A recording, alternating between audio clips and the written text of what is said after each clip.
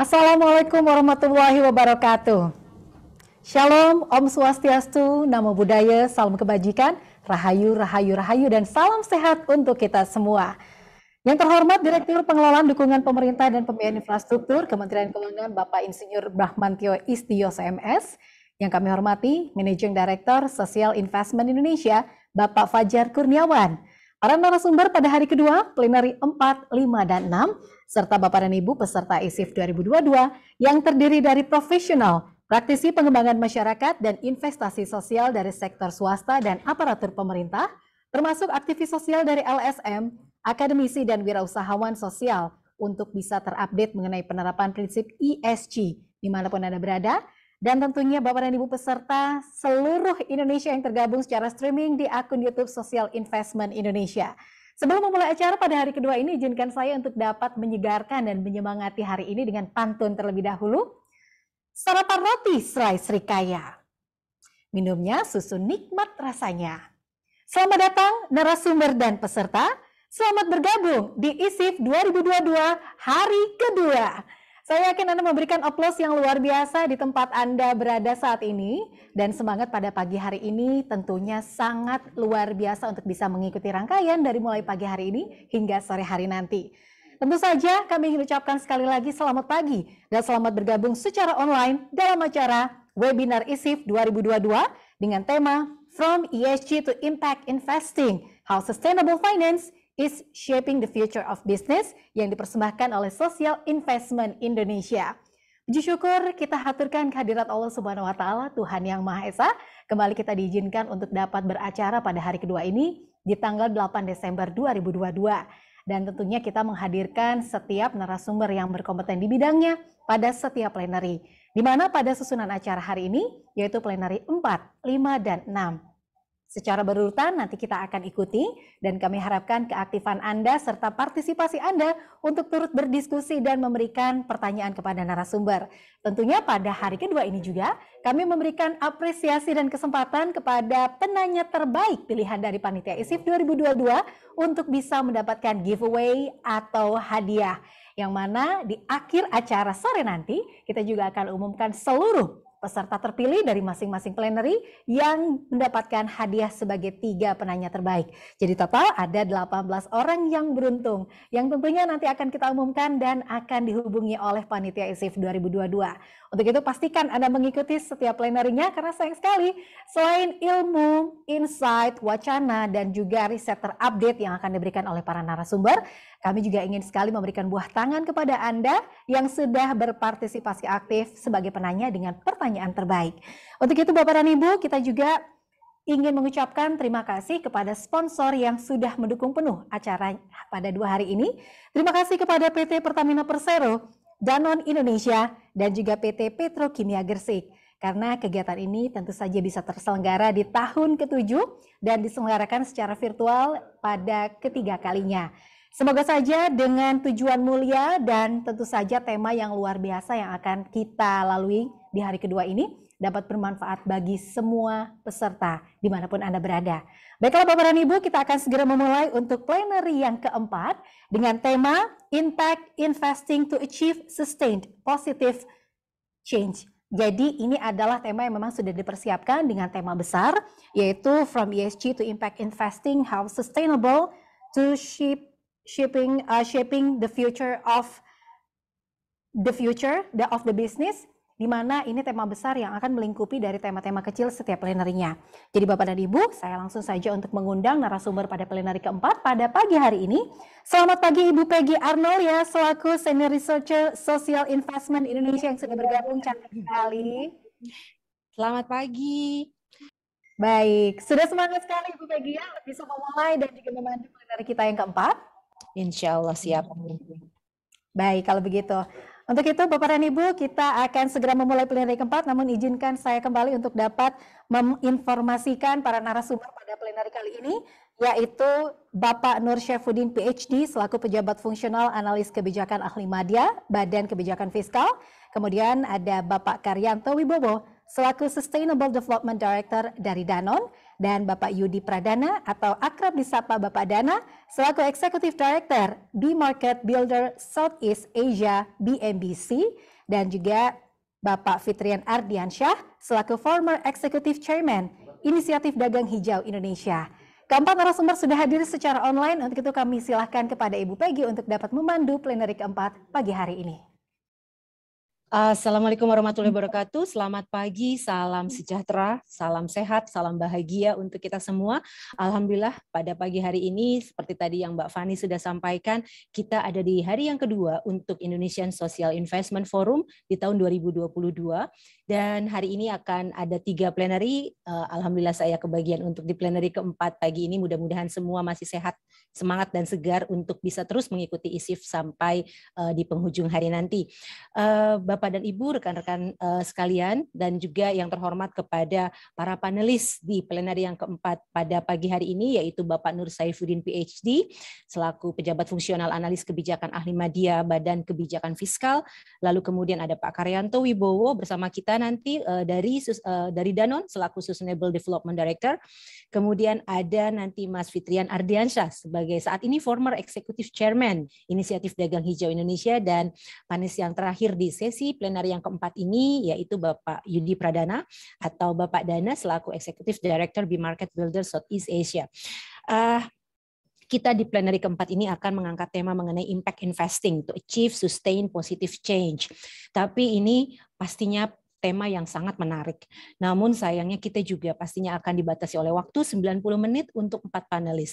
Sehingga nanti mohon maaf Bapak-Bapak jika ada ketidaknyamanan, saya akan memberikan waktu masing-masing panelis untuk 15 menit menyampaikan presentasi, dan sehingga kita punya waktu nanti sekitar 20 sampai 25 menit di belakang untuk sesi diskusi. Dan seperti biasa saya juga akan menyampaikan kepada rekan-rekan semua yang peserta ISIF 2022 untuk bisa menyampaikan pertanyaan di dalam kolom chat. Kalau kemarin juga kita juga berinteraksi di kolom chat. Untuk saat ini rekan-rekan nanti para panelis jika memang sudah selesai menyampaikan presentasi dan ada pertanyaan dalam kolom chat yang bisa langsung dijawab juga. Bagaimana komitmen tadi secara khusus terkait dengan perubahan iklim itu sudah digambarkan itu ya, baik terkait dengan mitigasi upaya untuk mengurangi dampak kerusakan pada lingkungan, tapi juga bagaimana mampu mengatasi ketika potensi terjadinya kerusakan itu terjadi di masyarakat. Nah, tadi ya saya sampaikan bahwa untuk mencapai target-target tadi tentu diperlukan pendanaan, investasi, upaya untuk menanggulangi itu memerlukan kegiatan dan proyek dan program. Nah ini kalau kita lihat di sini kebutuhan pendanaannya semakin tinggi gitu. Bahkan di hitung-hitungan di tahun 2022 awal ini kebutuhan kita untuk mencapai target terkait dengan penurunan emisi gas rumah kaca aja itu di angka 4.000 triliun. Tapi ya kita tahu gitu bahwa untuk mencapai ke sana itu ada gap, financing gap itu. Nah ini perlu diisi oleh siapapun gitu, oleh semua stakeholders, baik melalui praktek-praktek ESG maupun praktek-praktek impact investment tadi. Ini ya kalau kita lihat strategi pendanaan perubahan iklim nasional. Izin 3 menit lagi Pak, mohon maaf walaupun banyak sekali, luar biasa, banyak sekali tapi menarik, tapi mohon maaf Pak. Silakan. Oke, saya skip beberapa presentasi saya ya. Memang kebanyakan juga saya. Ini kalau kita lihat di lengan APBN kita itu ada 3 lengan pendapatan, lengan belanja. Nah, selisihnya ini kan ada pembiayaan gitu ya. Nah, kalau yang pendapatan ya pemerintah menetapkan pemberian insentif pajak maupun nanti ada pajak untuk sektor yang tidak ramah lingkungan. Lalu di sisi belanja ya pemerintah akan mengalokasikan belanja-belanja pada sektor yang mendukung aspek sosial dan lingkungan. Dan juga ada dukungan ke pemerintah daerah. Lalu yang berikutnya tadi ya di selisih tadi pemerintah bisa mencari sumber pendanaan dari internasional yang ramah lingkungan, tapi juga pemerintah juga mengalokasikan investasi-investasi di dalam negeri untuk aspek lingkungan dan sosial. Ini saya kasih contoh ya. Kalau yang investasi ini pemerintah sudah menerbitkan nih instrumen pembiayaan, ada green sukuk gitu ya di global market maupun di domestic market, tapi juga sudah menerbitkan SDGs bond di tahun yang kemarin gitu ya, di September 2021. Lalu yang terakhir gitu ya, saya mungkin pengen meng-attach sedikit touch ini gitu tentang carbon pricing. Ini juga upaya agar tadi mengubah perilaku investasi dan konsumsi masyarakat menuju perilaku dan konsumsi yang lebih ramah lingkungan. Dengan cara apa? Ya praktek pollutus principle atau mengkoreksi market value melalui menggeser gitu negatif externality yang ada di masyarakat gitu ya kepada pihak yang mengemisi. Dan ini kita lihat tren dunianya gitu ya, carbon pricing itu sudah diterapkan di 61 negara di dunia. Terus yang berikutnya mungkin teman-teman sudah tahu gitu ya tentang research based payment utamanya untuk REDD+ di beberapa proyek terkait dengan kehutanan di Indonesia. Lalu sebagai penutup ini ESG dan impact investment ini sesuatu yang sudah we cannot avoid anymore gitu ya. Kalau enggak ya kita akan left behind gitu. Dan kita perlu menyelaraskan tadi ya berbagai aspek di dalam ESG termasuk dalam bentuk impact investment gitu ya. Tren global dan nasional sudah semakin mengerucut, semakin suportif terhadap isu sosial dan lingkungan ini gitu ya. Sehingga kalau teman-teman dari investor, dari bisnis gitu ya, tidak segera membenahi diri gitu ya. Tadi ada potensi loh tadi gitu ya. Di antaranya ada carbon pricing yang berusaha menggeser gitu ya negatif externality tadi kepada pihak yang tidak aware atau tidak ramah terhadap praktek-praktek yang green gitu ya. Lalu tentu saja perlu sinergi. Kita nggak bisa jalan sendiri-sendiri, kita perlu bekerja sama gitu ya agar berbagai aspek ESG tadi gitu ya dalam bentuk impact investment, dalam bentuk-bentuk yang lain gitu ya, itu mampu memberikan dampak yang optimal bagi masyarakat dan lingkungan. Makaten sedikit dari saya, sebenarnya kebanyakan gitu ya, nggak berani bilang sedikit saya. Dari saya kurang lebihnya minta maaf. Nanti insya Allah kita bisa lanjutkan dalam diskusi. Demikian, Assalamualaikum warahmatullahi wabarakatuh. Terima kasih. Waalaikumsalam warahmatullahi wabarakatuh. Terima kasih sekali Pak Nur. Luar biasa, saya melihat slide-nya tadi memang ada 38 slide dan isinya luar biasa menarik kalau kita masih punya waktu untuk bisa sharing keseluruhan jika kita memang masih punya waktu yang cukup panjang. Tapi nanti rekan-rekan yang memang tertarik sangat dengan kebijakan fiskal ini, terutama ESG dan kebijakan fiskal, sebetulnya memang fokusnya kepada penguatan pengendalian perubahan iklim. Nah, tadi memang sangat di-skip oleh Pak Nur ya, karena memang keterbatasan waktu kita, tapi memang ESG yang tadi Bapak sampaikan, impact investing yang Bapak sampaikan tadi beyond of monetary profit, sehingga carbon pricing, kemudian green climate fund, itu memang semua oleh perusahaan perlu dijalankan. Mengisi gap yang tadi Bapak sampaikan dari pemerintah yang memang harus diisi oleh pihak-pihak lain. Luar biasa, apresiasi yang setinggi-tingginya untuk Pak Nur untuk bisa menyampaikan presentasi yang keren banget ya Pak ya. Kita tunggu nanti pertanyaan dari rekan-rekan semua peserta ISIF di kolom chat box, dan saya akan menuju kepada pemateri yang kedua dari Danone Indonesia. Bapak Karyanto Wibowo sudah bergabung bersama kita. Pak Karyanto, selamat pagi Pak. Selamat pagi. Iya, salam sehat Pak. Ya. Baik Pak Karyanto, yang kali ini presentasinya juga bisa Bapak sampaikan sendiri langsung ya Pak ya. Dari Danone Indonesia, Impact Investing for Business Growth, Touching the Heart of Indonesian for Decades. Baik, silakan Pak Karyanto, 15 menit dari sekarang, nanti sebelum waktunya berakhir akan saya reminder ya Pak ya, mohon izin. Baik, waktu dan layar saya persilakan Pak. Baik, terima kasih. Assalamualaikum warahmatullahi wabarakatuh. Assalamualaikum warahmatullahi wabarakatuh. Selamat pagi, salam sejahtera untuk kita semua. Terima kasih ISIF atas kesempatannya. Izin saya share slide. Saya kontrol biar bisa ngatur waktunya.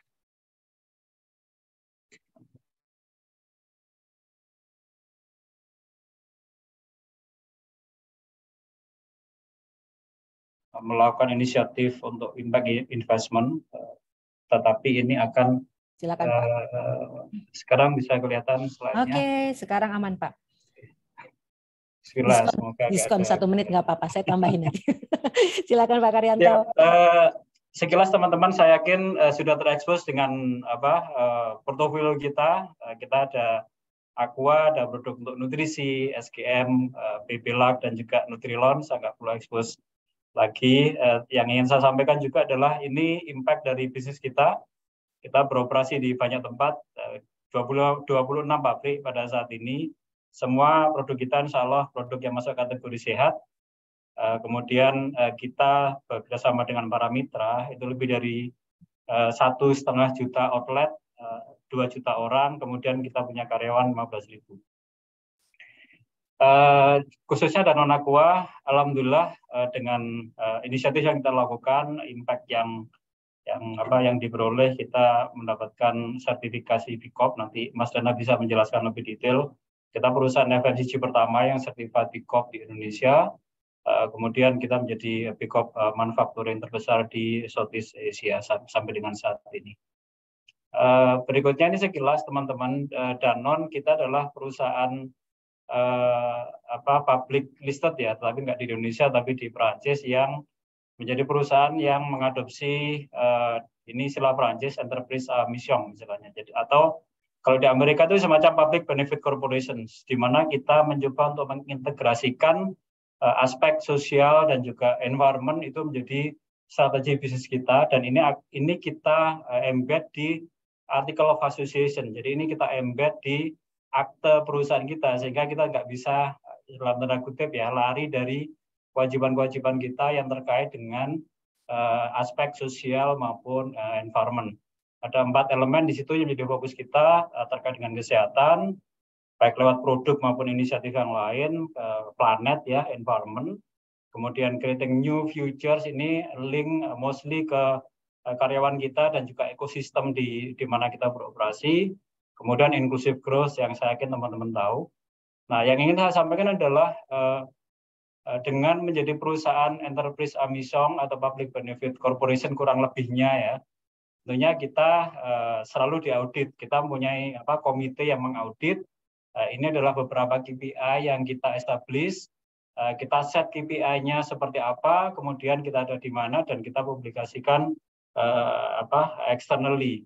Kemudian tadi sempat disampaikan terkait dengan ESG, definitely kita juga follow ESG kriteria dan dilakukan audit secara reguler terkait dengan ESG tersebut. Nah, setelah ini saya akan mencoba ke zoom di inisiatif kita di Indonesia. Pertanyaannya tentunya adalah mengapa sih impact investment? Kenapa kita harus melakukan inisiatif seperti ini? Tentunya menyambung dari presentasi sebelumnya bahwa inisiatif ini kita lakukan tentunya merespon regulatori. Ada beberapa regulatori yang saat ini relevan untuk ESG. Tadi sempat disampaikan seperti carbon pricing, atau mungkin dari topik kemasan kita sudah terekspos tentunya dengan peta jalan yang dikeluarkan oleh KLHK. Misalkan financial market saat ini juga lagi growing opportunity kita mengakses financing yang link ke ESG inisiatif. Ada beberapa perbankan yang sedemikian aktif di topik ini. Kemudian environment social challenge, definitely kita beroperasi di Indonesia, kita tahu tantangan-tantangan yang dihadapi oleh Indonesia seperti perubahan iklim, kemudian topik terkait dengan air, potensi defisit air, kemudian pencemaran sampah dan lain sebagainya.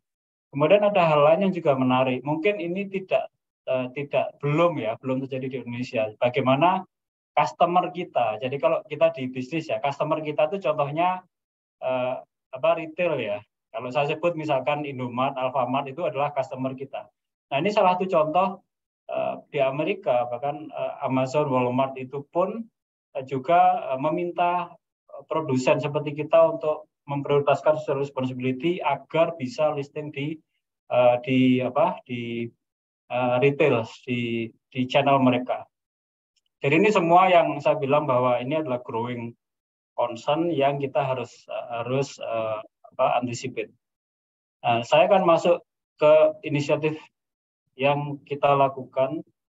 Oke. Saya akan memulai dari sini. Saya akan ngambil case-nya Aqua. Jadi hal yang ingin saya sampaikan adalah bahwa di Danone Aqua kita believe bahwa future dari bisnis kita itu adalah circular. Dan saya yakin teman-teman terekspos, kita seringkali ngomong circular ekonomi dan lain sebagainya. Saya hanya mengambil dari satu sisi aja bagaimana kalau kita link circular economy ke target di net zero, bahwa circular economy itu memberikan potensi dampak ya untuk kita bisa mencapai target net zero di 2050, kalau di Indonesia 2060 ya target pemerintah. Nah, saya kasih contoh bagaimana model bisnis sirkular. Teman-teman saya yakin tahu dari model yang linear ke sirkular seperti apa. Ada 2 case yang ingin saya sampaikan. Yang pertama adalah terkait dengan kemasan. Saya sedikit memberikan ilustrasi ke teman-teman. Ini adalah bisnis model, misalkan ya, atau kita assume bahwa bisnis model kita itu linear. Linear maksudnya adalah dari bisnis model kita take, produce, and dispose. Seperti itu. Jadi contohnya semua produk kita adalah single use product. Kemudian kita tidak memakai recycle content misalkan. Apa yang terjadi? Maka 100% dari produk kita, terutama kemasan, akan mengambil dari fossil resources, minyak bumi. Kita produksi, kita pakai, habis itu sudah no activity, maka yang terjadi mostly akan masuk ke landfill, mencemari lingkungan. Hanya 10% yang terdaur ulang. Ya, itu yang coba kita ilustrasikan seperti ini. Nah, di Danone kita mencoba mengimplementasikan circular business model. Nah, teman-teman bisa lihat nih, dampaknya seperti apa, impact yang terjadi seperti apa. Dengan business model kita, reusable model dengan galon yang kita push, kemudian kita memakai bahan baku daur ulang untuk kemasan kita, maka kita bisa mengurangi pemakaian fosil itu kurang lebih sekarang menjadi 27%. Ya, lebih dari 70% kita reduce fossil base. Kemudian kita bisa mengurangi leakage yang tadi 90% hanya menjadi 7%. Kemudian meningkatkan recycling dan lain sebagainya. Jadi ini sekilas teman-teman bahwa impact yang bisa kita lakukan kalau kita mengembangkan bisnis model yang sirkular itu seperti ini, termasuk reduction ke CO2, less water usage, less plastik dan lain sebagainya, yang kalau saya samarkan seperti ini. Jadi dengan bisnis model yang kita lakukan, maka kita mereduce pemakaian plastik itu kurang lebih 160.000 ton per tahun. Kemudian CO2 yang bisa kita reduce adalah sekitar 350.000. Itu gambarannya. Tentunya kita ingin fully circular. Nah, pendekatannya adalah pendekatan yang harus komprehensif. Jadi kita tidak bisa hanya sekedar mengambil, oke saya hanya mau mengambil karbon kreditnya saja atau plastik kreditnya saja, nggak bisa seperti itu. Tapi kita harus melakukan komprehensif. Reduce, substitute, pemakaian recycle, kita harus support untuk sistem improvement terkait dengan collection di Indonesia. Kita juga last option gitu, kita bisa implement plastik kredit. Nah, itu last option ya, karena effortnya itu harus di reduction. Nah, alhamdulillah beberapa hari yang lalu mungkin teman-teman terekspos, impact itu harus terukur. Kita nggak bisa asal klaim. Oh, misalkan perusahaan A kita sudah klaim sekian persen, sekian ton, cannot. Maka harus di-verify. Alhamdulillah kita sudah terregister oleh Vera untuk impact measurement atas inisiatif plastik collection kita. Nanti kita bisa discuss lebih detail. Itu terkait dengan plastik. Yang kedua terkait dengan air. Air pun juga sama, kita bisa implement bisnis model yang sirkular, karena pada dasarnya kalau kita lihat pelajaran kita di SD bahwa siklus air itu seperti ini. Air itu hujan, masuk ke dalam tanah atau ke sungai, masuk ke laut, evaporate, akhirnya menjadi hujan lagi. Nah, kalau teman-teman lihat di sini, kita tuh menjadi bagian dari water cycle ya, di Aqua. Sehingga ada potensi bahwa cycle ini akan terdampak oleh operasional kita. Nah, itu yang harus kita minimize. Sementara kita tuh beroperasi di daerah yang seperti ini. Ini foto yang saya ambil di Bromo misalkan. Ini membuat water cycle terganggu. Sehingga kita harus melakukan program untuk memitigasi dampak yang ini sangat relevan dengan bisnis kita, termasuk juga untuk masyarakat di sekitar kita. Ini sebagai contoh di Mekarsari ya. Teman-teman lihat kita beroperasi di 2 site di situ, dan di sekitarnya itu ada banyak pabrik dan juga masyarakat yang memakai air. Nah, kita tahu bahwa kalau kita melakukan bisnis as usual dengan kondisi bahwa daerah upstream yang di atas itu sudah mulai ada perubahan tata guna lahan, maka air itu akan berkurang. Nah, itu sebabnya kita lakukan pengelolaan sumber daya air yang komprehensif sehingga kita bisa meminimalisir dampak atas kekurangan sumber daya air. Ini contohnya, dan tentunya yang ingin saya sampaikan juga adalah bahwa sekali lagi semua harus terukur. Kita mengukur dampak atas program kita yang kredibel, tervalidasi oleh beberapa lembaga termasuk di Indonesia atau oleh BRIN, sehingga kita mengetahui apakah program kita efektif, efisien, dan lain sebagainya, dampaknya seperti apa. Nah, terakhir ini terkait dengan karbon. Tentunya kita ingin memproduksi kemasan atau satu produk dengan mempergunakan selain bahan baku yang ramah lingkungan, tetapi juga dengan proses yang ramah lingkungan juga. Kita punya target net zero emission 2050, lain juga dengan pemerintah. Nah, kita put 3 hal besar yang harus kita lakukan, mulai dari skop 1 sampai dengan skop 3. Jadi energi efisiensi, logistic optimization, kemudian kemasan ya, tadi teman-teman lihat impact atas karbonnya, termasuk juga kita mencoba mengakses 100% renewable electricity. Nggak gampang di Indonesia karena kita masih lebih dari 80% ya, kurang lebih masih fossil based energi, tetapi saya yakin kita bisa lakukan itu bersama-sama dengan teman-teman industri yang lain maupun dengan pemerintah pastinya. Jadi ini yang kita lakukan sampai dengan saat ini. Kita punya strategi yang komprehensif, mulai dari skop 1 sampai skop 3 untuk menurunkan emisi.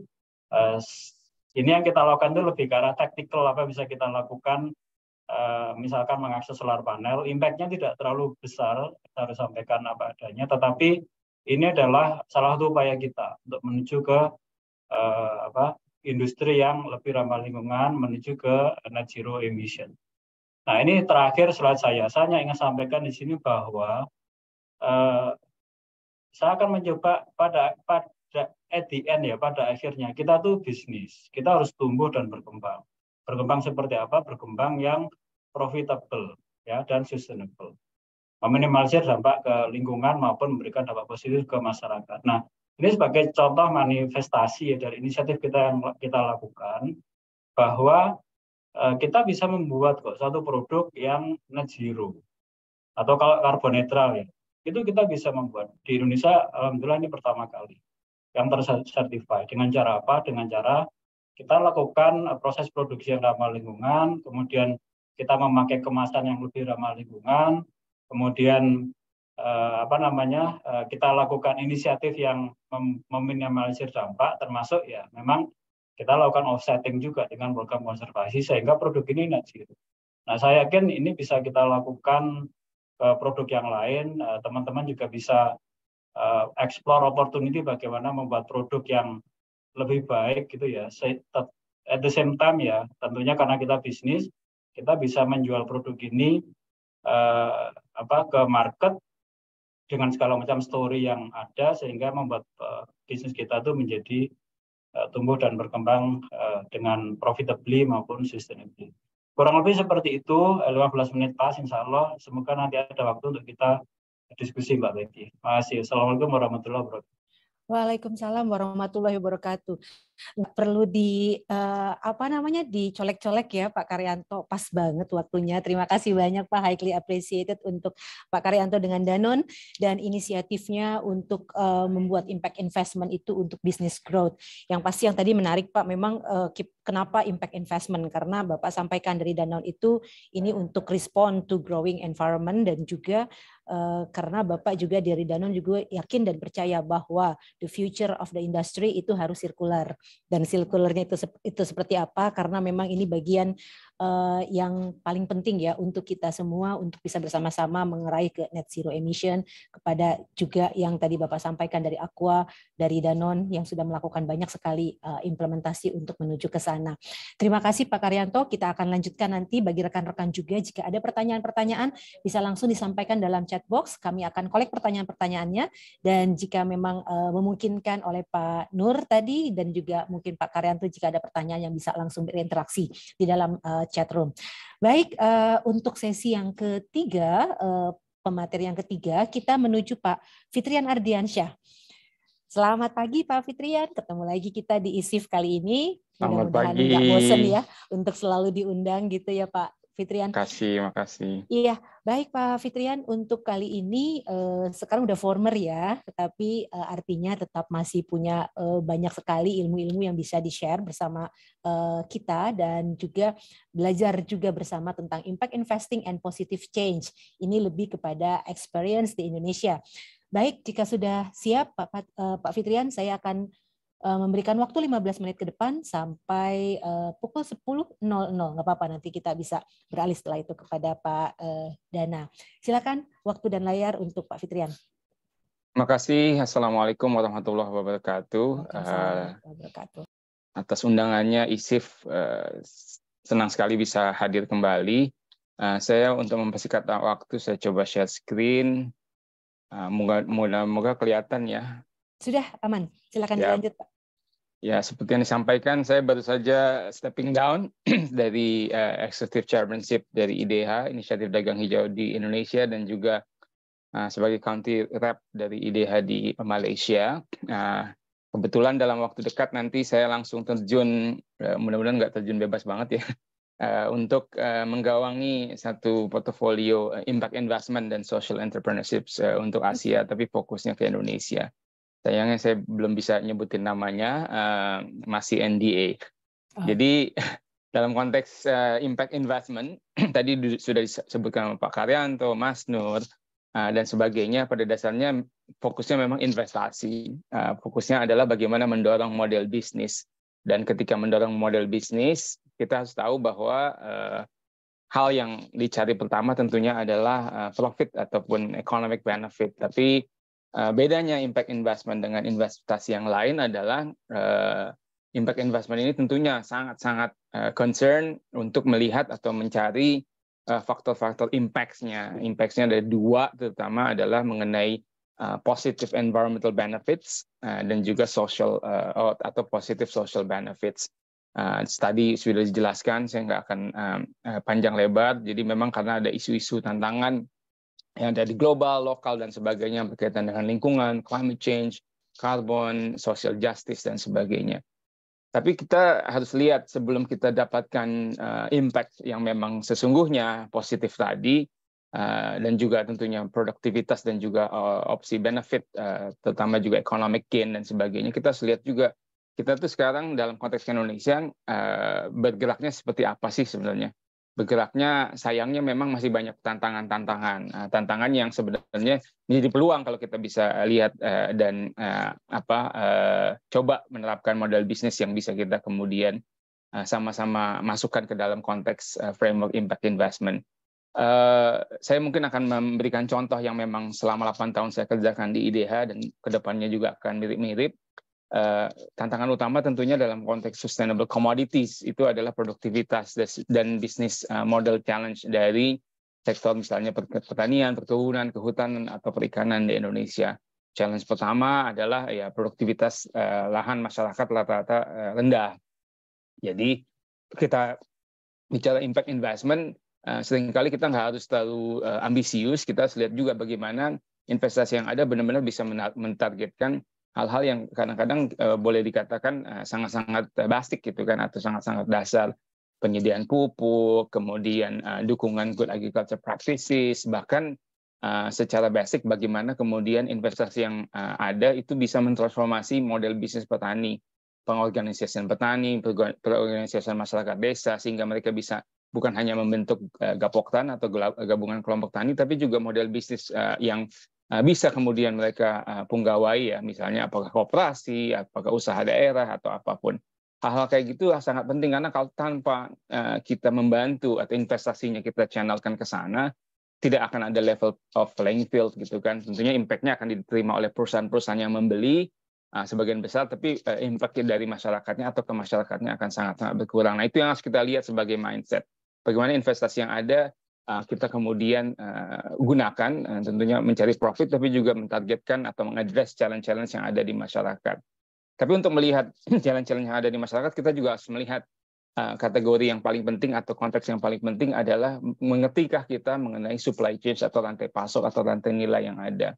Tadi Pak Karyanto dari Danone udah bisa menyatakan bahwa posisi Danone adalah enterprise with mission gitu kan, company with a good purpose. Tapi banyak sekali company di Indonesia masih belum seperti itu. Nah, kalau seperti itu, bagaimana kita juga bisa kemudian mengajak company-company yang lain untuk tetap mungkin mereka akan melihatnya cuan dulu atau profit dulu, tapi kita akan bisa memfasilitasi dengan cuan yang ada atau profit yang ada segelintir persentase yang kemudian bisa direinvestasikan untuk pengembangan model bisnis masyarakat, penanggulangan sampah, penanggulangan deforestasi, restorasi ekosistem yang ada, yang kemudian juga menghasilkan buat masyarakat dan pada gilirannya kembali memberikan opsi supply bagi buyers tadi.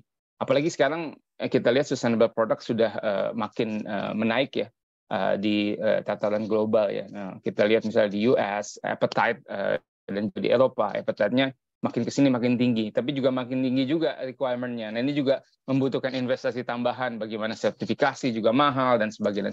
Nah, hal semacam itu harus kita kemudian kemas sehingga kita nggak salah dalam menentukan impact investment apa yang kita sasar dan kemudian impact-nya seperti apa. Nah, kalau kita lihat tataran ekosistemnya, tadi ada Pak Karyanto, ada Mas Nur dari pemerintah, kita lihat dari sisi pelaku bisnis dan juga government.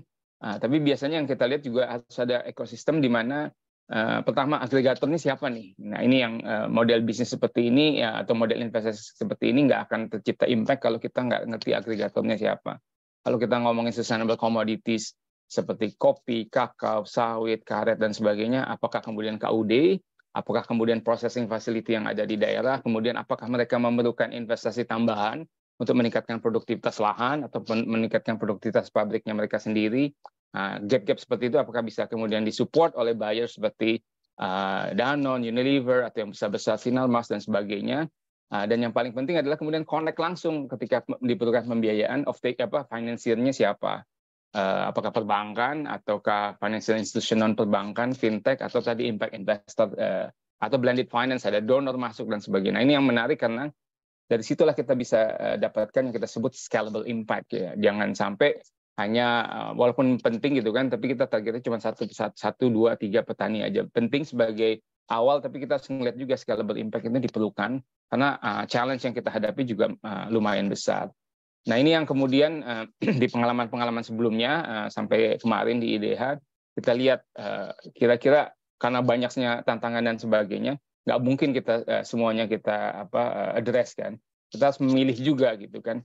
Mana-mana misalnya dalam konteks komoditas mana yang kemudian bisa link ke impact yang besar atau skala yang besar karena petaninya besar, kemudian gap-nya juga masih besar, tapi juga pelaku bisnisnya udah lumayan banyak berubah. Nah, itu juga harus kita connect-kan.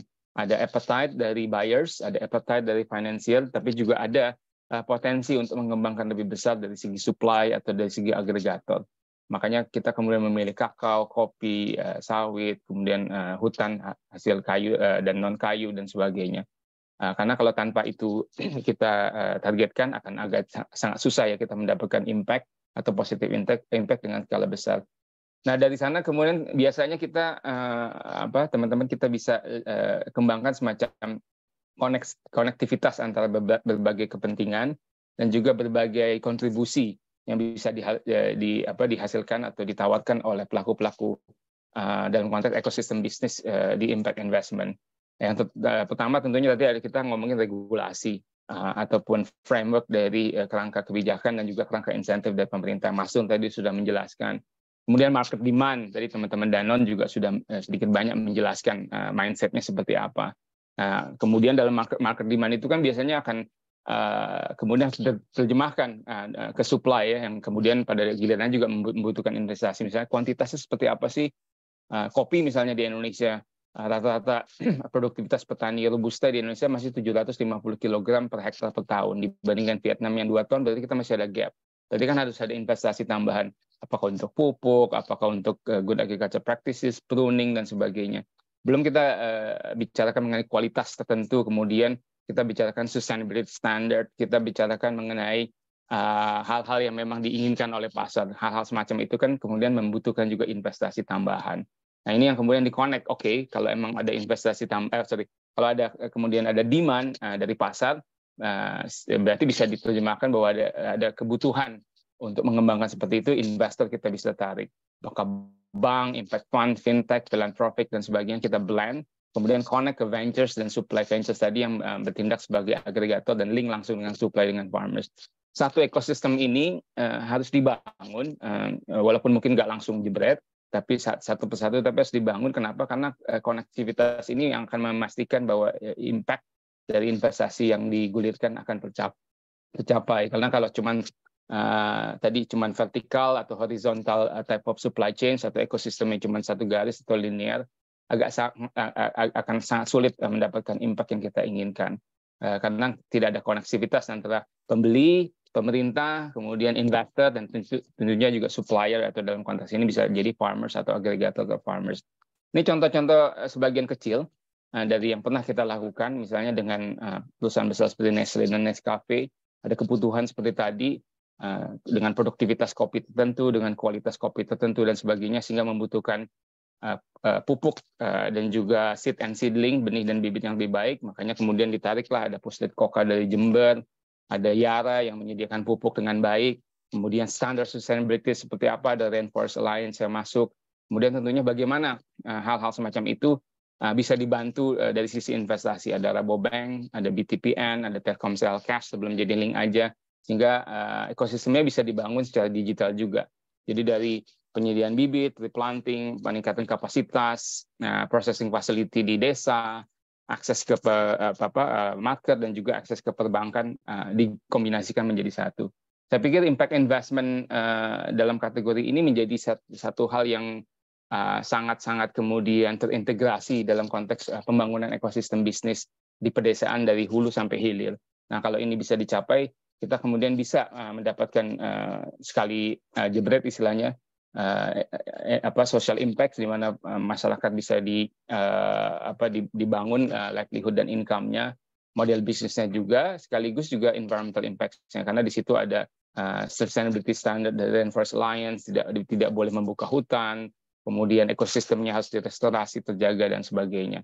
Hal yang sama dan serupa yang sedang dilakukan oleh teman-teman IDH dan beberapa teman yang lain, FKL misalnya, Forum Konservasi Leuser, mengkonekkan beberapa perusahaan besar yang ingin sawitnya tidak dibangun, tidak membuka hutan di Leuser di Aceh misalnya. Ini juga koneksinya terjadi. Oh, berarti ada requirement diterjemahkan, berarti investasinya diperlukan berapa untuk membangun sawit tanpa membuka hutan, sekaligus membantu restorasi ekosistem Leuser, dan sebagainya. Kekoneksi seperti itulah yang kemudian dibangun ekosistem bisnis model dan juga investment model yang terintegrasi.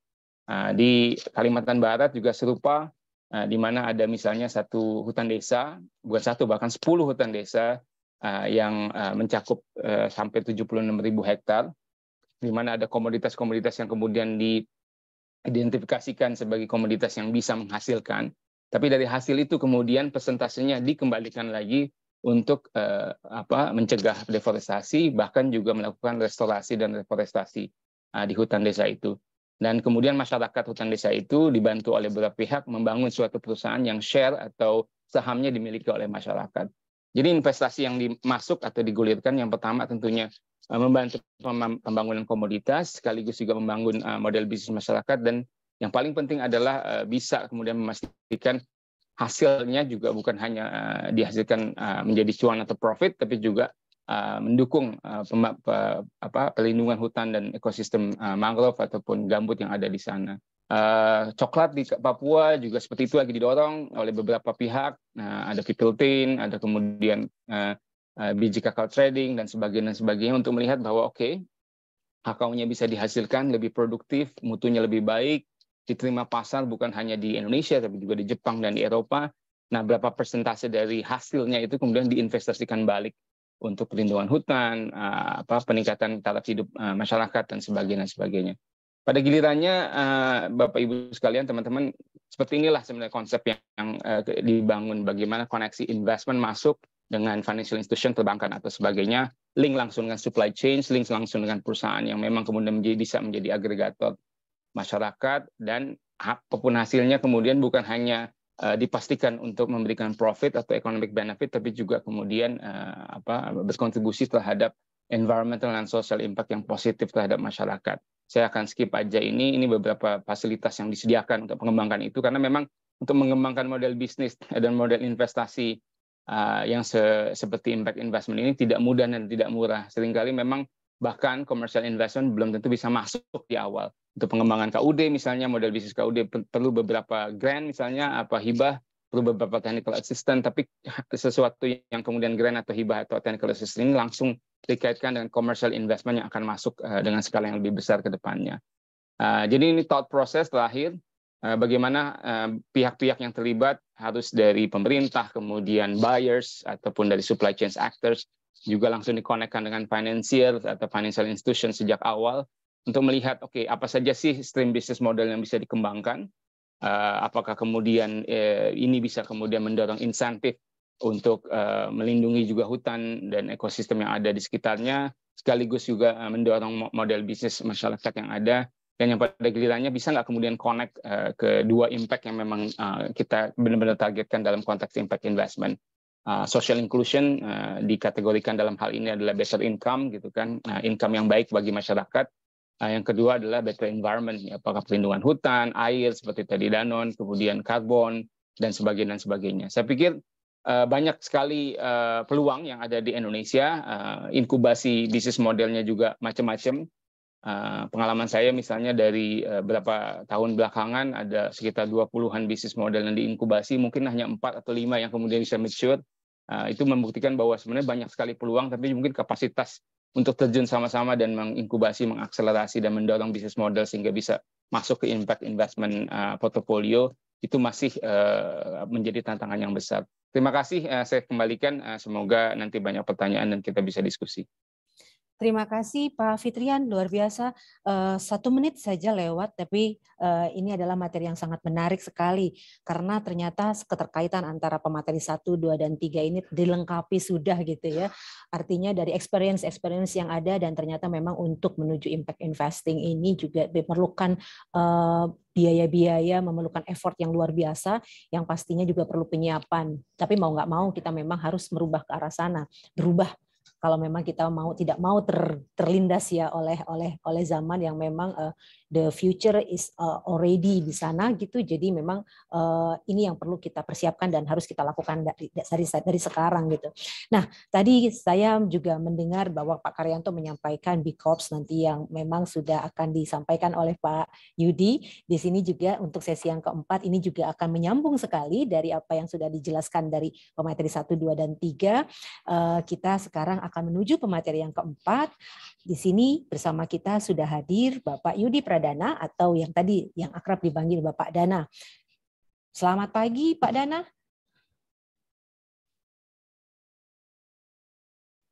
Selamat pagi. Sudah siap Pak Dana?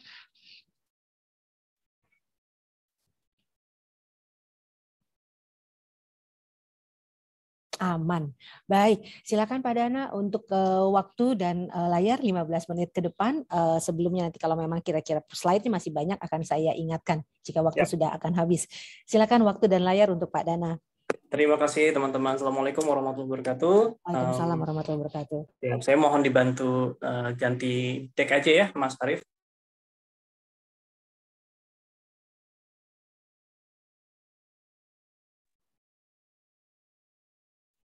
Baik, aman. Silakan dilanjut.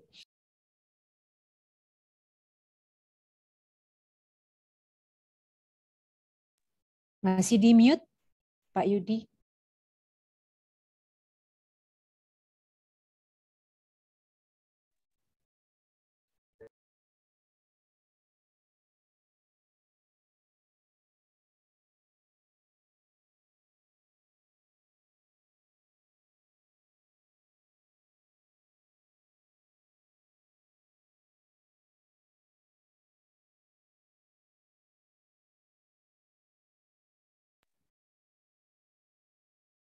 Silakan Pak Dana.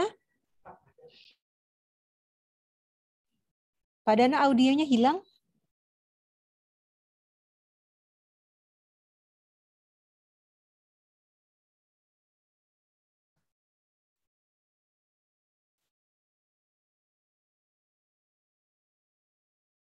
Halo Pak Dana, sudah ready? Audio sudah aman?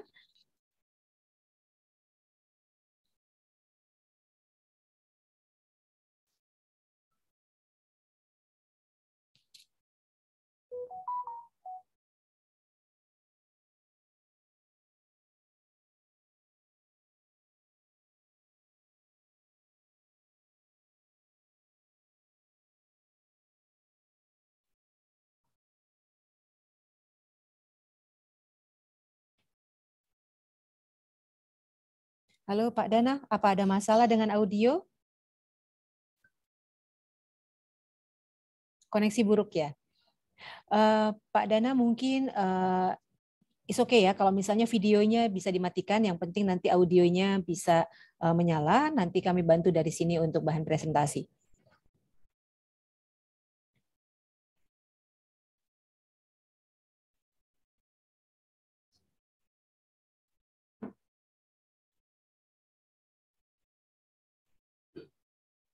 Sudah aman, Pak?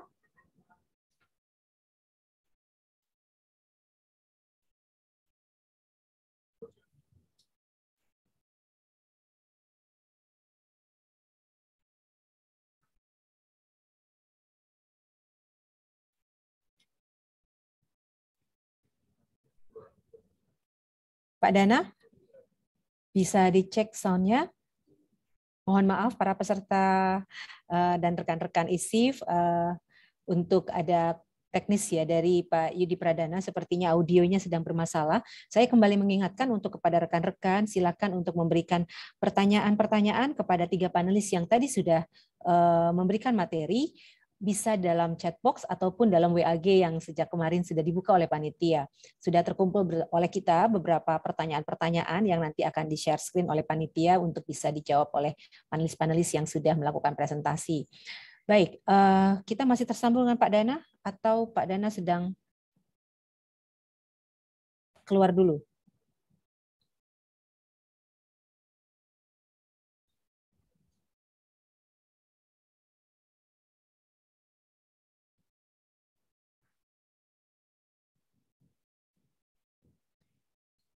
Kita tunggu atau kita akan lanjutkan ke sesi diskusi sebelum nanti kita kemudian akan melanjutkan materi dari Pak Dana. Kita akan tetap memberikan.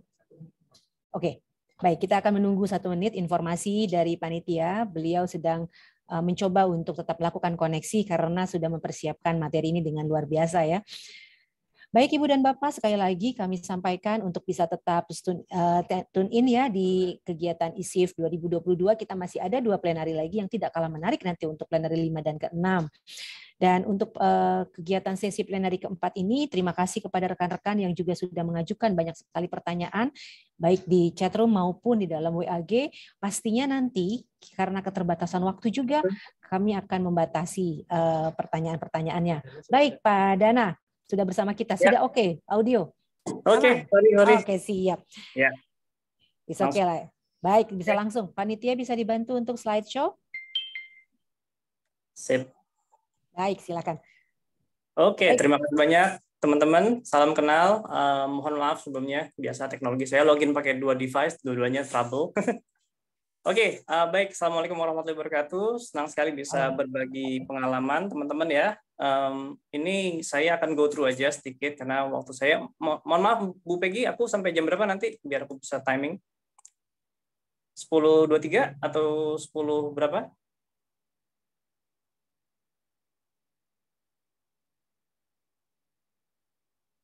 Aman Pak Dana, 10.20 kita berikan waktu. Oke, baik. Silakan. Baik, oke. Oke, slide pertama kita mulai ya. Oke, boleh. Next slide. Oke, lagi, skip lagi.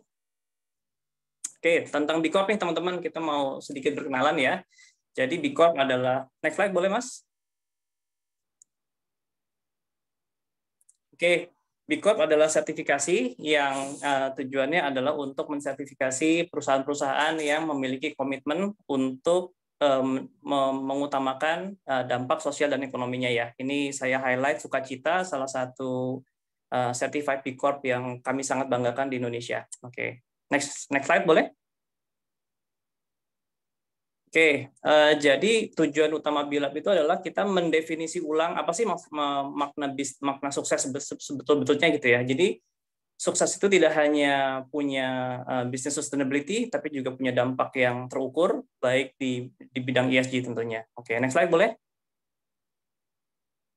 Oke, dan satu hal yang pengen kami share adalah B Corp itu lebih dari sertifikasi, ya. Dia tidak hanya, oke, kita tersertifikasi B Corp, habis itu selesai sudah, tidak seperti itu. Ini lebih kepada roadmap. Jadi benar-benar kita adalah sebuah gerakan atau movement yang membuat kita punya logo, kita punya semboyan itu business as a for good gitu ya. Jadi bisnis itu harus membawa kebaikan. Oke, next slide boleh Mas? Oke, di dunia next-nya boleh? Oke, itu visi misi kita, yaitu kita ingin menciptakan ekonomi yang inklusif, equitable dan regeneratif. Next slide boleh? Oke, ini kita skip aja. Oke, ini boleh kita, ini theory of change kami, boleh skip aja. Ini agak-agak panjang, tapi nanti ini akan saya share, jadi teman-teman jadi bisa lihat. Next slide boleh? Oke. Nah, ini adalah Certified B Corp di seluruh dunia, jadi teman-teman bisa lihat mulai dari FMCG sampai fashion. Yang terkenal itu ada Ben & Jerry, itu dari brandnya Patagonia, semuanya ini adalah Certified B Corp, dan tidak hanya Certified B Corp, tapi mereka juga pendukung utama ya dari gerakan kami ini. Nah, nanti saya akan cerita lebih lanjut. Kenapa sih kok mereka sangat support ya terhadap kami gitu. Oke, lanjut boleh? Oke, ini growth-nya bisa dilihat, growth-nya sangat-sangat luar biasa, mulai dari 2018 onwards ya, seperti itu. Sekarang kita genap 6.000 Certified B Corp di seluruh dunia, dengan 10 di Indonesia. Boleh? Next slide. Oke, next slide. Boleh? Skip. Oke, ini di Southeast Asia dan Indonesia. Boleh? Next slide. Oke, jadi di Indonesia, alhamdulillah saya memunggawai itu gerakan di Market Builder Southeast Asia, di mana kami membantu perusahaan-perusahaan yang hendak bersertifikasi atau certified, atau juga perusahaan yang sudah tersertifikasi untuk resertifikasi. Jadi kami membawahi semua negara di Asia Tenggara terkecuali Singapura, termasuk juga India, Pakistan, dan Sri Lanka. Dan total yang certified B Corp di region kami itu ada 27 perusahaan dengan total annual revenue itu 1,4 billion US dollar. Oke, next slide boleh. Nah, ini yang signifikan di Asia. Next boleh. Skip. Oke, ini di Asia Tenggara. Oke, lanjutnya lagi. Ini di Asia Tenggara, ini di Indonesia. Oke, next. Oke, ini ada 10 Certified B Corp di Indonesia. Kami bangga sekali punya mereka-mereka yang dimana kami berjuang bersama untuk movement ini, seperti itu.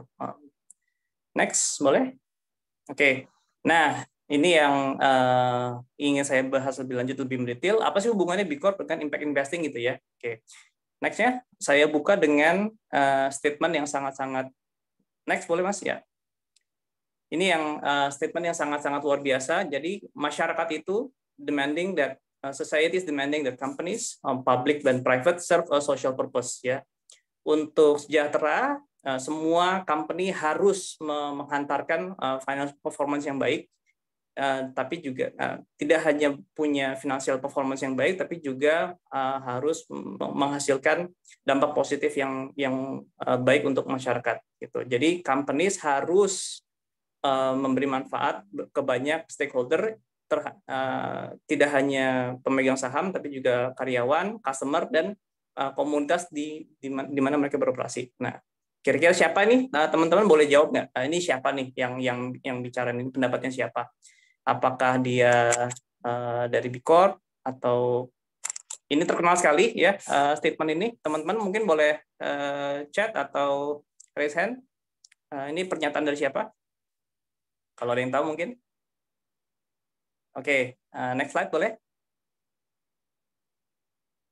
Nah, ini adalah pernyataan dari Larry Fink ya. Larry Fink ini adalah CEO dari BlackRock. BlackRock ini adalah impact investment terbesar di dunia, di mana mereka memanage 10 triliun US dollar ya. Jadi mereka benar-benar sudah melihat di 2018 mereka melihat bahwa bahwa impact investment itu atau investment pada umumnya itu sudah tidak bisa ditawar bagi mereka, bahwa itu harus memberi manfaat, harus comply dengan ESG.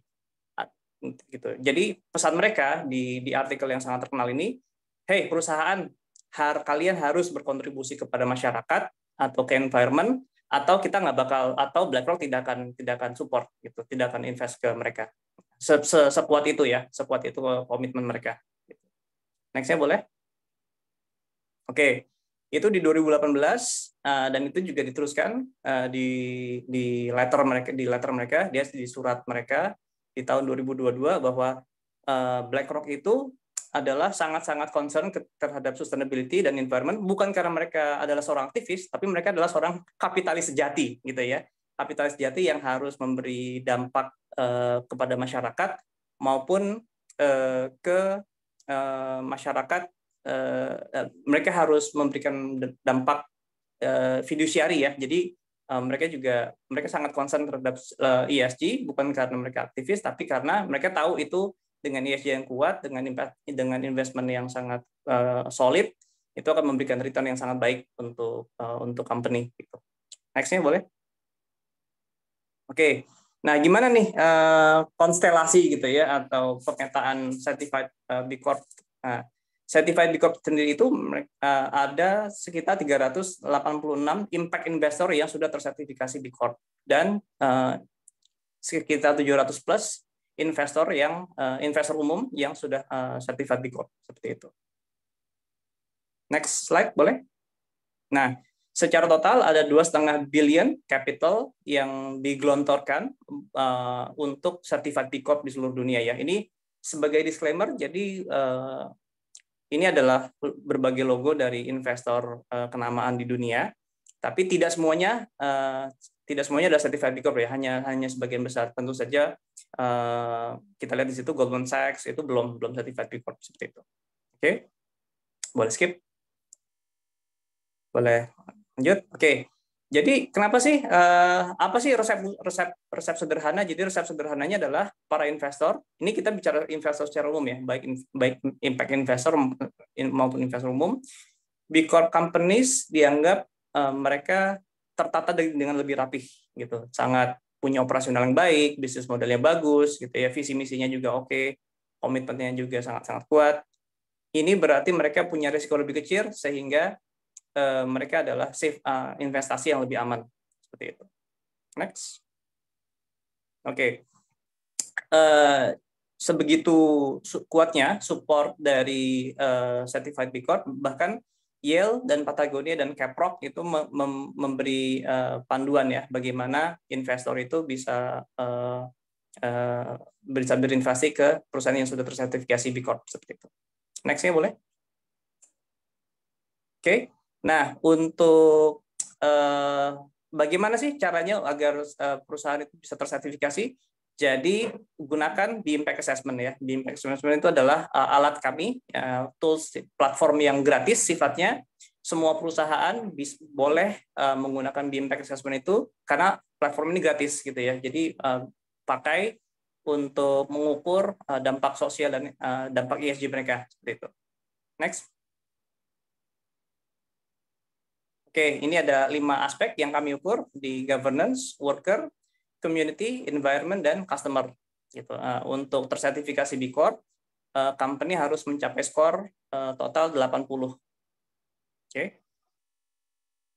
Nah, ini akan ada framework baru di masa depan. Boleh skip satu slide lagi depannya. Nah, ini akan ada standar-standar baru ya, standar-standar baru di mana aspek-aspek ini akan lebih dipertajam di standar di impact assessment kami yang baru, seperti itu. Baik, dari saya itu saja. Jadi memang saya persingkat biar kita nanti bisa lebih banyak diskusi. Terima kasih banyak. Terima kasih banyak untuk Pak Dana untuk presentasinya, walaupun tadi ada sedikit kendala teknis tapi tidak mengurangi esensi dari bahan presentasi. Luar biasa, memang banyak yang di skip pastinya, tapi memang itu untuk memacu pertanyaan-pertanyaan. Belum dimulai saja sudah banyak sekali pertanyaan dalam chat room dan juga pertanyaan yang ada di dalam WAG untuk penanya-penanya dari peserta. Namun karena terbatasnya waktu, saya juga minta cheating waktu kepada panitia yang harusnya 10.30 kita selesai, tapi saya minta cheating 5 menit, 10.35, sehingga kita masih ada waktu 15 menit insya Allah untuk bisa kita lanjutkan kepada diskusi. Baik, untuk Pak Fitran Ardiansa masih ada di depan saya, Pak Yudi Pradana, kemudian Pak Nur Saifuddin, dan saya sedang mencari di mana ini Bapak Karyanto Wibowo. Pak Karyanto masih hadir ya Pak ya. Kita masih punya waktu 15 menit untuk sesi presentasi karena banyak sekali pertanyaan. Tadinya saya mau mengajukan satu pertanyaan saja, tapi nanti teman-teman juga pastinya akan kecewa jika memang tidak dijawab langsung. Dan mohon maaf, mohon izin sebelumnya jika ada pertanyaan-pertanyaan yang belum bisa dijawab langsung dalam sesi ini, mungkin nanti akan kami sampaikan kepada peserta setelah mendapatkan jawaban secara tertulis nanti oleh dari para panelis. Mohon izinnya kepada para panelis untuk bisa memberikan jawaban baik lewat chatting atau apa atas pertanyaan-pertanyaan yang mungkin belum terjawab kepada Pak Fitrian, Pak Dana, Pak Nur Saifuddin, dan maupun Pak Karyanto. Panitia boleh di slideshow untuk pertanyaan satu-satu dulu pertanyaan-pertanyaannya, supaya nanti kalau ada waktu kita akan tambahkan. Silakan.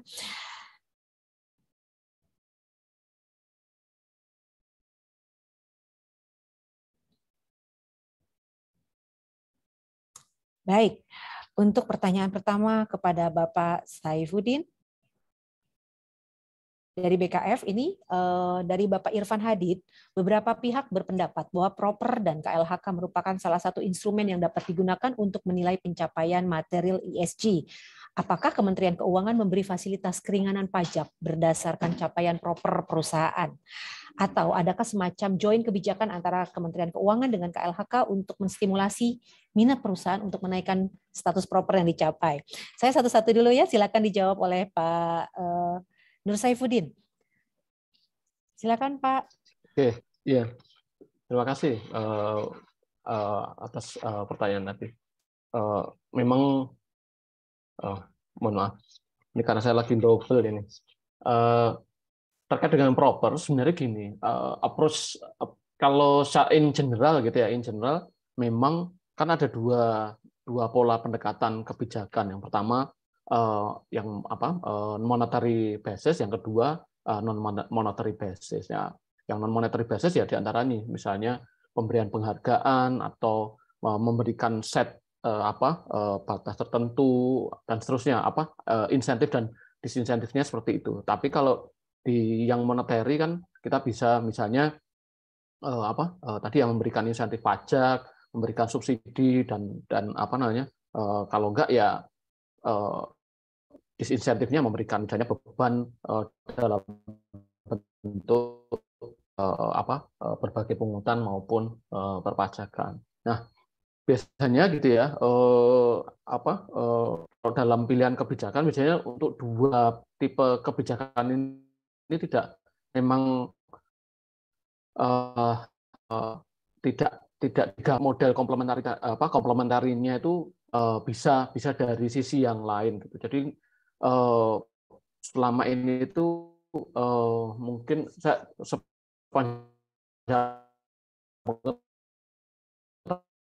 biasanya memang belum ada gitu ya kebijakan dari. Nah, kedepannya gitu ya, memang ada beberapa hal gitu ya yang sebenarnya itu bagian dari dari masing-masing tadi yang monetary maupun yang non monetary gitu ya. Kayak misalnya capaian proper gitu ya. Kan sekarang misalnya diarahkan agar ini bisa dijadikan semacam, kalau misalnya dalam pendekatan karbon ya ini misalnya bisa diwujudkan dalam bentuk sertifikat karbon yang nantinya akan menjadi barang yang tradable misalnya. Nah, ini kan bentuk insentif lain gitu ya yang sifatnya monetaris. Nah, ini yang mungkin saat ini sedang dilaksanakan penyiapan baik kebijakan kan perlu peraturan dan seterusnya gitu ya.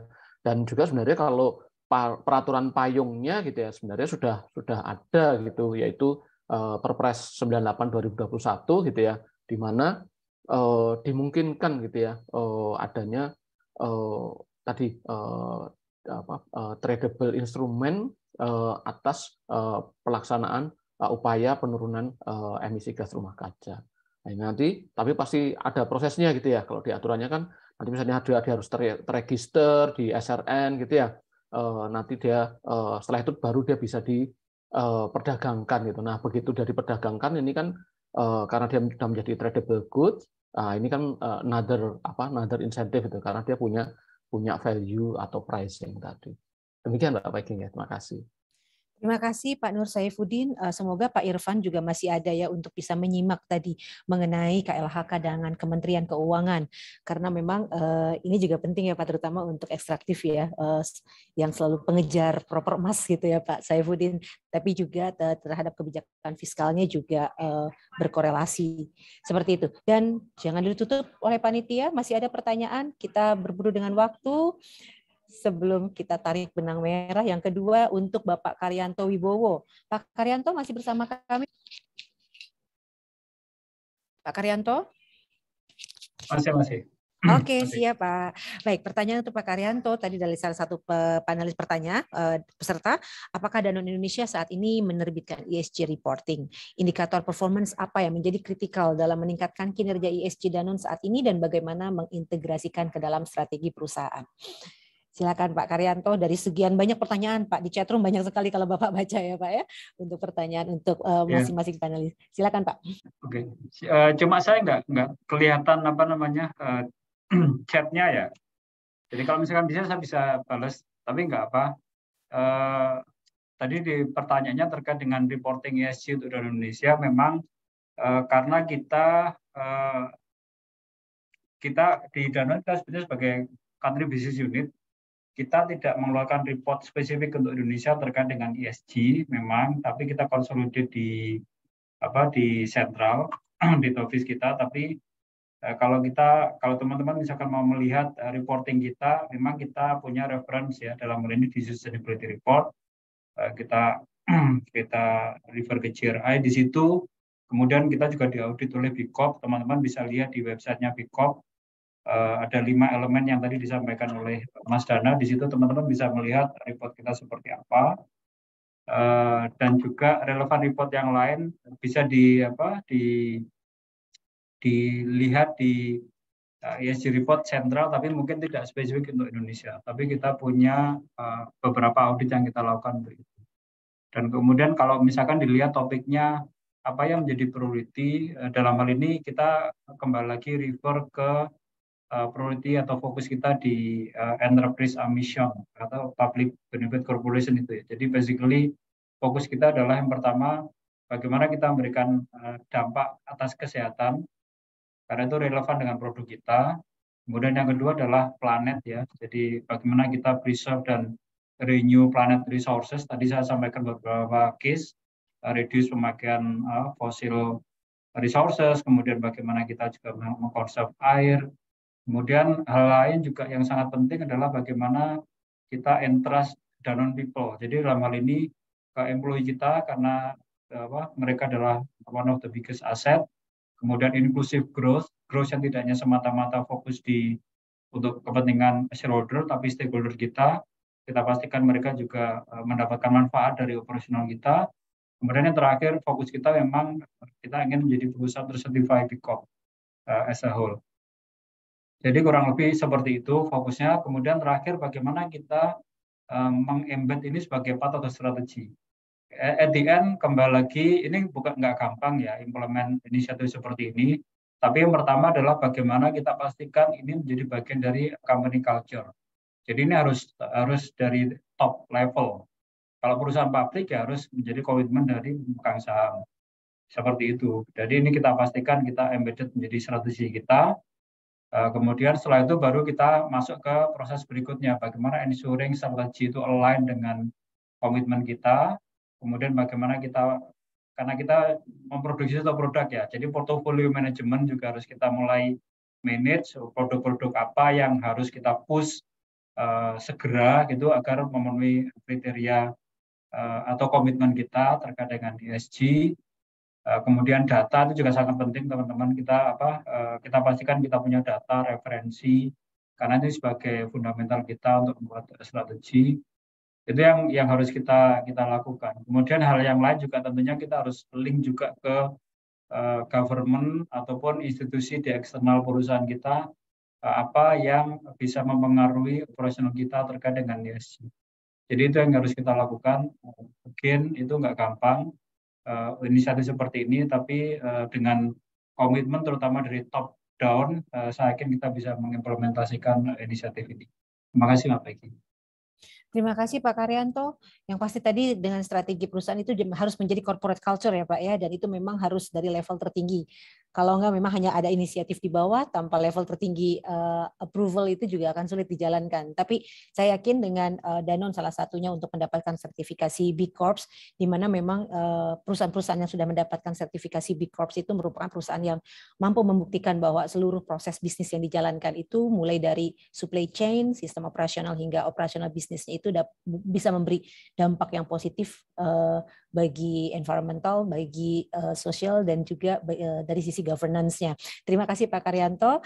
Kita akan lanjutkan untuk kepada Pak Fitrian Ardiansah. Mohon maaf ini satu-satu pertanyaan dulu karena memang waktu terbatas, tapi jangan khawatir kami akan tetap memberikan bahan-bahan pertanyaan yang ditanyakan oleh para peserta kepada panelis untuk bisa dijawab melalui chat nanti yang bisa kami sampaikan kembali. Pak Fitrian, tadi disinggung terkait palm oil, bagaimana mitigasi dengan prinsip ESG terhadap dampak dari monokultur dan hilangnya biodiversity yang merubah ekosistem yang terjadi dari bisnis palm oil tersebut.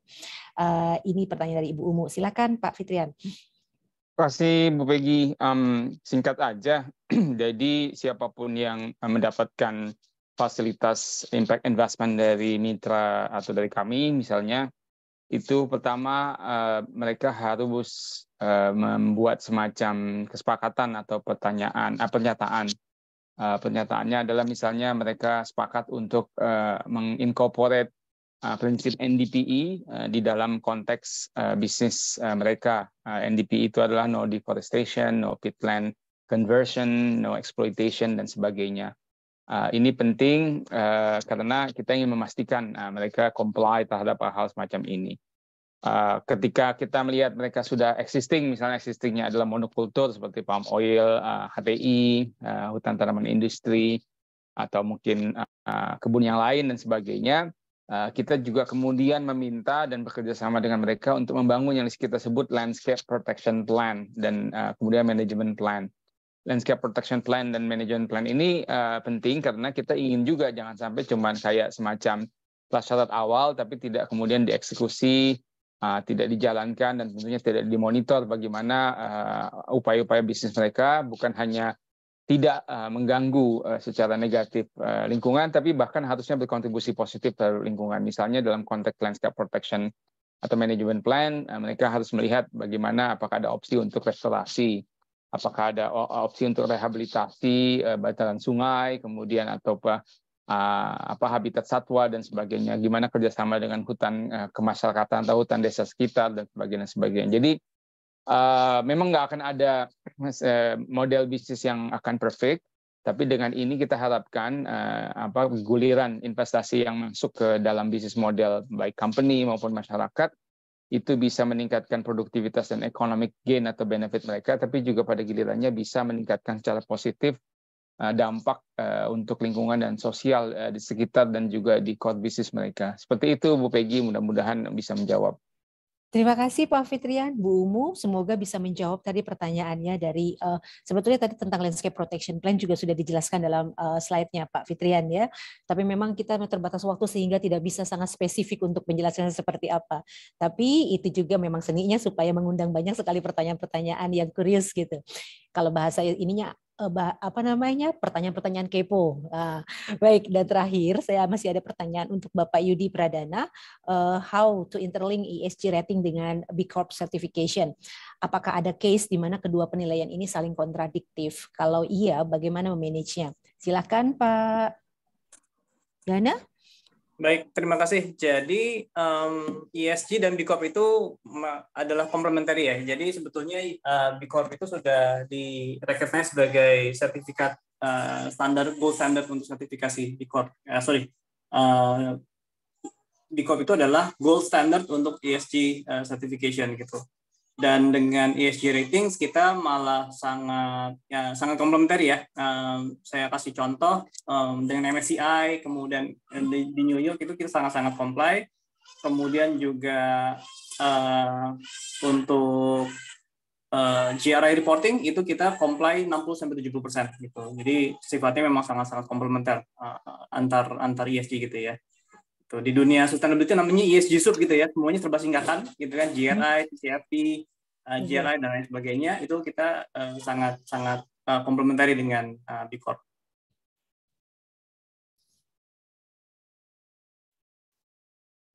Oke, baik. Tidak ada kalimat penutup rupanya, tapi memang baik Mbak Mia Faibrina tadi disampaikan oleh Pak Dana bahwa memang antara ESG dengan B Corp itu adalah complementary, berarti tidak terlihat saat ini mengenai kontradiktif yang ada ya.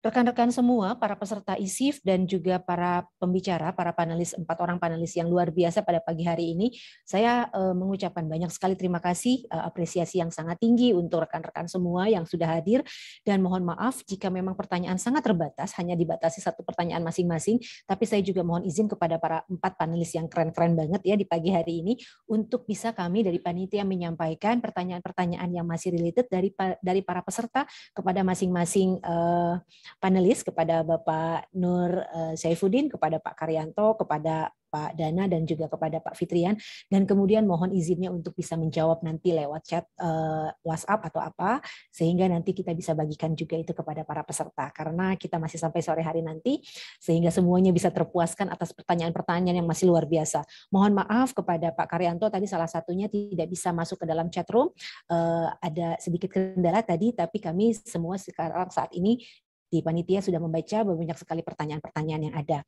Baik, Bapak dan Ibu, rekan-rekan semua yang menghadiri ISIF 2022 untuk plenary keempat, terima kasih banyak untuk atensinya mengenai kegiatan kita dalam tema Impact Investing Achieve Sustain Positive Change. Banyak sekali yang bisa kita gali, banyak sekali juga yang saya pelajari hari ini yang luar biasa tentang B Corps, kemudian juga tentang Impact Investing, tentang Danone yang ternyata sudah menjadi salah satu B Corp certification, dan luar biasa dalam mendalami mengenai net zero emission, bagaimana melakukan pengelolaan dalam perusahaannya, menjadikan untuk menjadikan impact investing ini dan juga ESG ini menjadi salah satu tubuhnya di dalam strategi perusahaan. Dan tadi juga pernyataan dari fiskal yang mengarah ke arah climate change, bahwa impact investing ini yang merupakan sebuah era baru dalam berinvestasi untuk menyelaraskan economic, environmental, sosial, dan juga governance. Dan dari sini mudah-mudahan rekan-rekan juga mendapatkan banyak sekali pemahaman, insight-insight baru yang makin memperkaya dunia sustainability yang sedang kita geluti bersama-sama. Baik, ini adalah menjadi momen terakhir bagi kita untuk bisa bersama-sama dalam plenary keempat ini, dan saya harapkan kepada rekan-rekan semua untuk bisa stay tune sampai di plenary ke-6 sampai ke closing nanti di sore hari.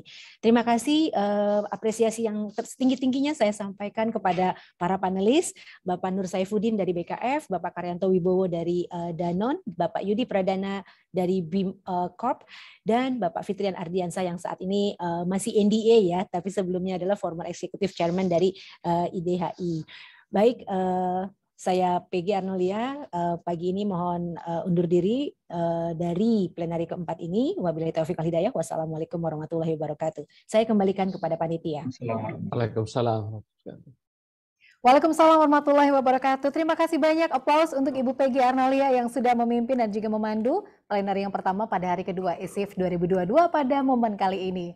Terima kasih Ibu, dan juga apresiasi sekali lagi kami haturkan kepada keempat panelis atau narasumber, yaitu Bapak Nur Syarifuddin PhD selaku pejabat fungsional analis kebijakan ahli media Badan Kebijakan Fiskal, Bapak Karyanto Wibowo selaku Sustainable Development Director dari Danone, dan Bapak Yudi Pradana selaku Executive Director B Market Builder Southeast Asia BMBAC, dan juga Bapak Fitrian Ardiansyah selaku former Executive Chairman Inisiatif Dagang Hijau Indonesia. Luar biasa sekali pada momen pertama di hari kedua dari The 7th Indonesia Social Investment Forum pada kali ini tanggal 8 Desember 2022. Kami harapkan seperti yang tadi sudah disampaikan oleh Ibu Peggy, Anda peserta ISIF 2022 tetap stay tune sampai dengan nanti kita akan menyimak closing statement atau kesimpulan dari 2 hari diselenggarakannya acara ISIF 2022.